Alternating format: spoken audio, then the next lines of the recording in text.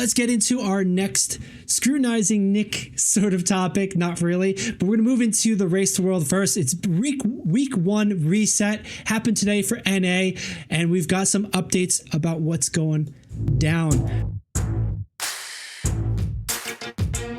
Bring us over into that screen, and just to run us through, last week we started our coverage. The Mythic Week kicked off with opening of Mythic plus dungeons, as well as the Mythic Raid tier. We saw the first 4 bosses get knocked down pretty quick. Melee Mechanics taking the first boss, Melee Mechanics taking the second boss. Only 5 pulls for the second boss. Only 1 pull for the first boss. Then we moved into Team Liquid's show, and it stayed that way, though it's been quite a tight race. Sikran took 1 pull by Team Liquid to down, and they were the first guild to down that boss. Then the 4th boss was Rashanan. Bit of a chaotic fight, bit of a ridiculous fight, but it ended up being a lot of fun. Team Liquid taking that down with 1 pull. Echo number 2 and Method number 3. This was also where the race got tight and got exciting, because at this point, everybody hit the brick wall known as Brood Twister Ovanax. Liquid got there first and was able to start pulling earlier because the reset happened sooner for North America over EMEA. But Echo and Method were able to catch up and start pulling, but they weren't quite able to beat. Brood Twister was the choice pull. Nick, remember we were talking about this? This is the part of the raid that splits into an option. Rather than being a 1-lane street, you could go choose your own adventure, left or right, and left was Brood Twister Ovi, and right was Nexus Princess. And everybody chose Brood Twister Ovi first, figuring it was the easier of the 2 fights. Generally speaking, this was a much tougher fight than expected, and took 117 pulls for somebody to down it. Nick, as far as we've gone so far, Team Liquid taken 3 of the first 5 bosses of the Race to World first. Any thoughts or things to put in here while we develop this story? Kind of explain what happened in this first week of the race. Like, this was pretty intense, like, overall. Like, I was watching a good amount of it, and I mean, at a good portion of the time, they did have to like stop certain pulls because they dealt with like a mechanic that they just weren't geared up enough for, and they'd have to like break off and go do mythics again and then try to gear up a little bit more. Even with all the time that they used in order to prepare and everything like that, this was a bit more, still a little bit hard. That's very true. This was a very tightly tuned boss fight, and especially when you got to Brood Twister and Nexus Princess, it was a very close percentage. Do you have enough damage? And that's going to be a key question we're going to ask, and we're going to come back to in just a second. So if you want to continue, I feel like that was an excellent point. I just wanted to emphasize that.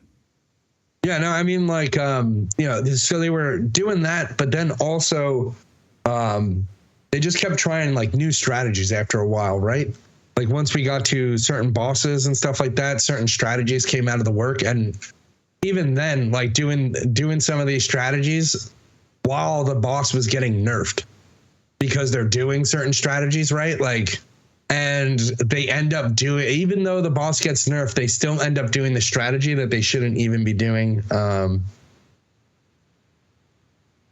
Right. That becomes a very emphasized point. They do a strategy that they weren't supposed to be doing, or that was highly unexpected. And the nerfs you're talking about were just real quick. So we saw the first 4 bosses go down night 1, literally. Tuesday night, exactly a week ago, they were able to clear the first 4 bosses. The 5th boss didn't go down until Friday or Saturday, so a good 3-4 days of progression on Brood Twister. It required a nerf to Brood Twister, I think a slight nerf.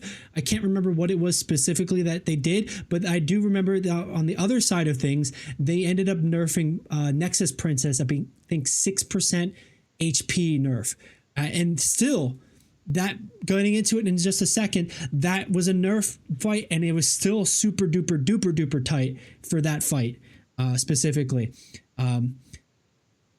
these were a lot of tactics and strategies that maybe shouldn't have been used. They were adjusting on the fly. They were limit testing. They were going to splits midway through pulls. They were going off stream just so they wouldn't let their competitors know what strategies they were trying to do, what aspects were going to change, and give them the answers to solve this problem. And so far, it's been super duper exciting for that reason, for those things.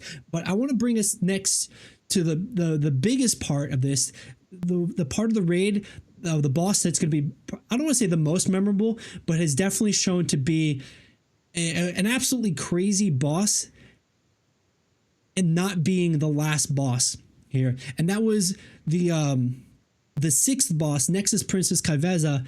We can see here that Team Liquid took out first, finished with 288 pulls. Team Echo shortly after also defeated her in second with 256 pulls, and a bit after that, Method found their third place stride and with 238 pulls. The race looks tight by this precedent, but Kaiveza here was such a difficult boss between the mechanics happening, and people were very much unsure if this was going to be completed before the reset today. And I think late on Saturday night, or was it Sunday night? Might have been Sunday night. Liquid was able to make the magic happen. And the crazy part about this, Nick, I know we were talking about this. This is where the unexpected strategies were really happening. So in Broodmaster Ovi, we saw a 3-tank strategy from Liquid, and we saw a 2-tank strategy from Echo. Different strategies, different solutions to the problem that kind of defined how to beat that. Then on Nexus Princess, we saw something the opposite degree. They needed the damage, so they dropped a tank, and they brought in 1 tank, solo tank. It was Bear Druid, Guardian Druid, to make it happen. And they ended up doing a battle res strategy where they would battle res him, alternating between him and then a DPS who would take the tank buster damage and just kind of wipe it. And there are mechanics in this fight specifically that will execute a player if they reach 10%. There are mechanics at this fight where you cannot be battle resed. So this was insane strategy to see, and made this boss even more prolific, and will definitely be infamous going down as the Race of the World First history. And that specific reason alone, Nick, any thoughts in just addition to notes to add to this point here? Are you muted, Nick, or my headset die? No, I'm muted. It was pretty crazy when they switched down to 1 tank. It's pretty crazy. It feels like these bosses really don't get tested before they get sent out. They just get tuned up. Hey, this guy hits, and the execute mechanic is probably gonna go away after all the 1,000 guilds grab the achievement. That was a pretty painstaking part of this whole entire process for this boss, was that being at 10%, and then it had the AoE hit that basically if you didn't use one of your major cooldowns would put you at 10%. Right. The softened rage, where basically the phase becomes, we're not just going to slam half of the room, we're going to slam the whole room. So you can't avoid getting hit. You got to take it. And by that point, you've used all your defensives trying to get there. Yeah, definitely. But it was cool though, going down the 1 tank, then we saw them actually grab it. It was a little bit of that pull was surprising, that they didn't feel like it was actually going to be a pull where they actually did it, but they did. They did end up having on that pull, Liquid had a player that went down. So they did have a battle res unexpectedly, and they were still able to make it through on that. And just to your point, I think they give these top guilds an hour. And I think it's anybody on the PTR. They give an hour play testing on the PTR. And that's all they have to expect and change and adapt, and then they go from there, and then it becomes just we don't know because we haven't seen it on Mythic. And honestly, I kind of like that. Because it's not a solved problem, because these guilds are just going to sweat it before it comes out. It's almost like when we talk about the lore of World of Warcraft, that it's already ruined for players before they even get there. So this aspect of it makes it less ruined, and Blizzard's become an active participant in, like, they actually want the race to be a fun experience, a good experience, a challenging experience, but finding that sweet spot of too challenging or too easy. So, like, to your point, I think there's been we've had a really good streak of things with Blizzard, with these guilds moving into these new tiers of raids and that this whole event overall. But from there, sorry, go ahead. Sorry. No, I was just going to say I'd like to have that experience. Not like on mythic difficulty or anything, but like, you know, if we're not going to test anything and just release it to the public, can we do it on the easiest goddamn difficulties that there are? Like, I believe it does, man. They put them on. Like, I know all the information before these raids come out. I know their abilities. I know what they're going to do.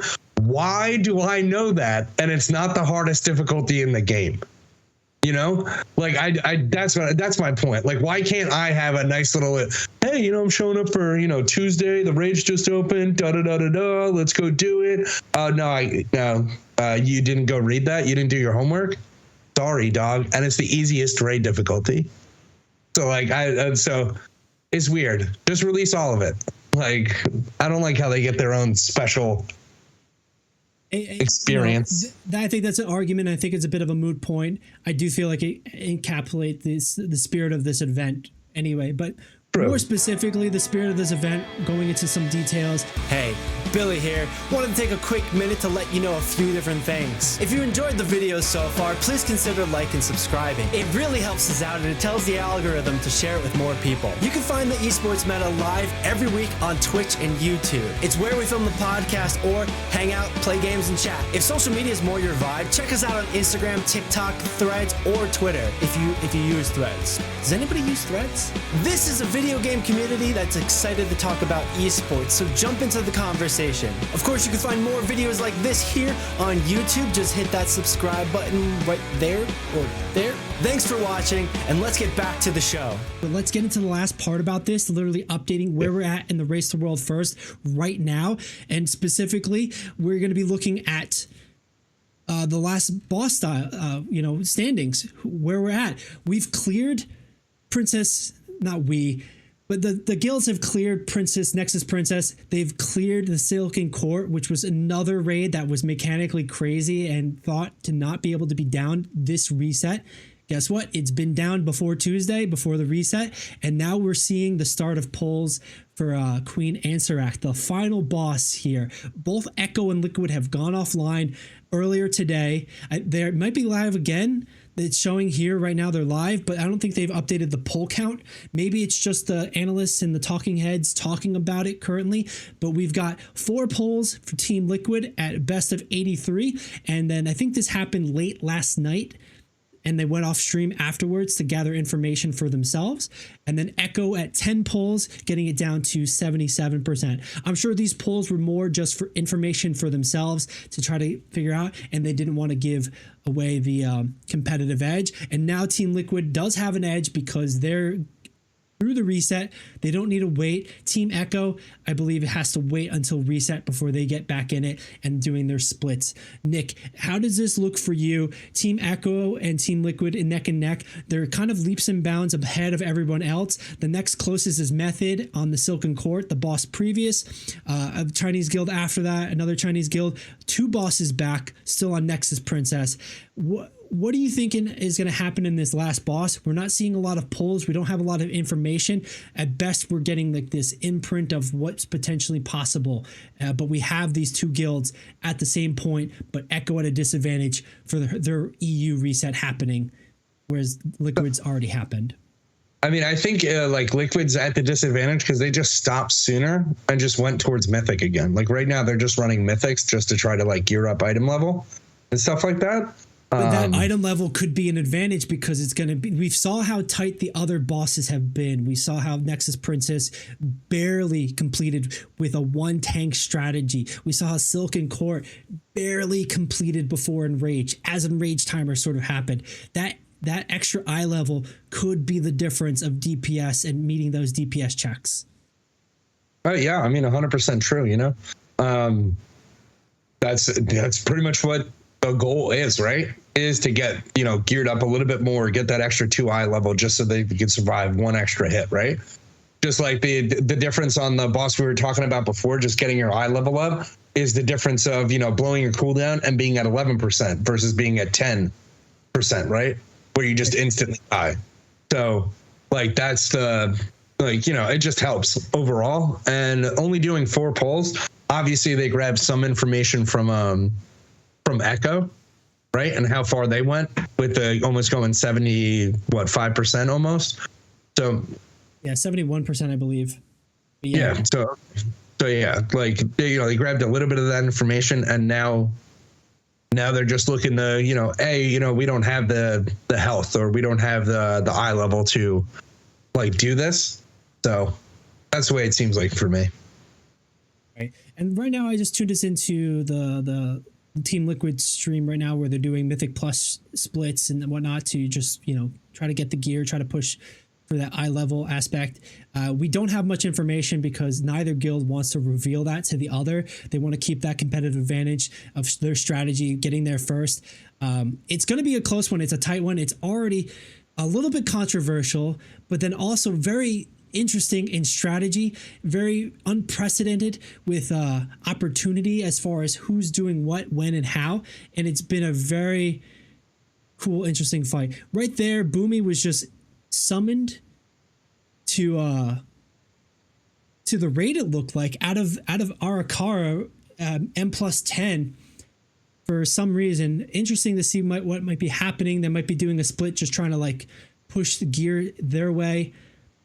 But that's the name of the game right now. It's a neck and neck fight. Liquid has all night, the rest of tonight, probably till 3 a.m. as an advantage, and then they're going to be going to sleep, and then Team Echo is going to be coming out of their reset, which I believe they might already be asleep or finishing up splits or any sort of closed pulls for themselves there, Nick. For the last part here, I want to bring us over into just some numbers, because we are a couple guys who are interested of the numbers and how it's been going. So just to wrap us up, finalize the segment here, we're going to take a look at the Narubar Palace DPS numbers, who's top DPS still, how that's panned out. The compositions have made a huge difference in the different fights. There's been a lot of representation through each of the different strategies and different fights and different bosses. Just trying to solve the problem of each boss here. And I want to start off by saying we've seen 3 of the 4 druids being played in the Race to World First. The diversity of classes being picked to solve the problem has been probably one of the most diverse in a while, as well as being one of the hard. But we're seeing that Fury Warriors are still hitting that top mark for some bosses. Arcane Mage and Frost DK is pumping up probably recently for the Silken Thread DPS fight. Is there anything that sort of surprised you just looking at the straight off the top, Nick, if you can see, or you have any other thoughts or takeaways on this specifically? No, it's pretty interesting. Like, a lot of the range classes aren't really doing too hot, like just in general. There are a good amount, but like the melee is doing pretty well in a lot of these fights, just in general. It's been said that the melee has been a very melee heavy raid, which is usually like the exact opposite, right? Like usually like the melee is like punished like pretty heavily, and then rangers just get to do pretty much target ads, target the boss and stuff like that. So exactly, their dancing is a little bit easier. So far, melee has had a little bit of an advantage for this raid tier, but one thing that's kind of shaken people up is that it's the tankiness and the survivability that's been the surprising part and portion. Classes you would think would be a bit more tanky, like a Warlock. So we have Demo and Affliction here in the middle of the pack. Destruction a little bit higher in the top 10. The Warlock would be a tankier caster and they would think would survive, but like some of these fights, it just hasn't been proven well to take a Warlock because they just have a hard time performing. But then in other strategies, you've got Balance Druid being picked in, where it's more tanky, but like you don't expect them to survive. They're not going to put out the amount of damage, but there they are, bottom of the tier here, at least for now, with the max sort of mythic raider strategies. and they still had a spot on some of these bosses. Let's take a look specifically at some bosses. We'll start off with, we already looked at Olgrax Devour, the first boss here, but let's take another look.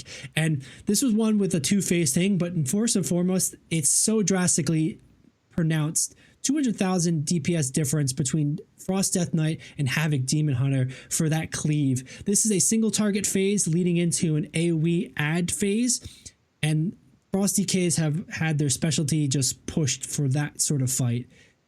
Right here, you know, it's very obvious. And then surprisingly, Fury Warriors aren't until like what, top 8, 9? But you know, that's the thing we're kind of looking at and talking about here. Let's go into something a little further into Brood Twister and see what that played out. This is an AoE fight, and we're not seeing, why are we not seeing range of 1 day? Nope. Interesting. They're not releasing the logs for this, perhaps? I'm not entirely sure. Yeah, there you go. All right, so in Sick Round, we're talking about, I believe, a pure single target fight, and like Beastmaster Hunter is at the top there for the single target top DPS. Let's see if I can change it to 99th percentile, and we can maybe get Brood Twister. No. So interesting. I might be doing something wrong and not be able to find it, but like we're not getting to see how it's panning out for the last 3 bosses, Silken Court, Brood Twister, and Nexus Princess. So it'll be very interesting, but I think that's where you get more of the specificality of strategy and the niche aspect of this overall. Any takeaway or thoughts or expected things here? Because Enhancement Shaman might not be tanky, but it's having some pretty big representation on the chart here. Frost DK is keeping up with Fury Warrior. That's probably going to be in a nerf coming in. Any sort of thoughts with all that stuff specifically? No, like the only thing that I keeps popping into my head is that, like, you know, balance is getting a lot of the time, like what I've been hearing whenever Max gets on the horn, or like Echoes, people get on the thing when they're talking about it, like swapping people to get like the buff, right? So like they're bringing like balance in just to make sure that they're getting the buff that druids bring for the most part, not just going to be like Mark of the Wild. It's going to be like the 5%, right? So part of the reason that is because then they're not bringing a druid healer, they're not bringing a druid tank, so they still need to bring the buff. And like it seemed like balance is going to get the job done the best over feral. You know, it's just like, that's interesting, you know, because they're pretty much doing similar damage, right? But if Melee's like doing better, I would probably say that as soon as you gear up, like if you gear them up the same, Feral would probably be the better one to bring, right? But that's a fair point, and I think some of the overheard conversation that from watching the stream and watching Max and some other streamers was that Feral ended up being less tanky than Balance, so that might be a survivability thing as well, where it's like, we need you to output the damage because a dead DPS doesn't do damage, and Feral's just getting squished. That cat form is just getting mushed. So it could be mechanic specific for a boss as well, where they're bringing balance, choosing balance. But yeah, you would think that the melee friendly raid, it would be more of a Feral Druid. But yeah, I think that's an interesting point. Were there any other sort of aspects to like look at here? No, it's pretty much it. Like, you know, I just say it every week, right? Fire Mage, bottom of the barrel, yet again.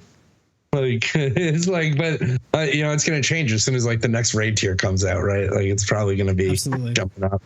So. And we are going to see some class tuning and balances, like some pretty big reworks happening to talent trees, I believe, in the 0.5 patch of this initial expansion. They've already announced it. It's already sort of getting laid out on the PTR. So it'll be interesting to expect. So we'll have those big changes that are definitely going to impact the next tier. And then we'll have the little changes, like you're saying, better eye level, better secondary stats for that Fire Mage to really perform.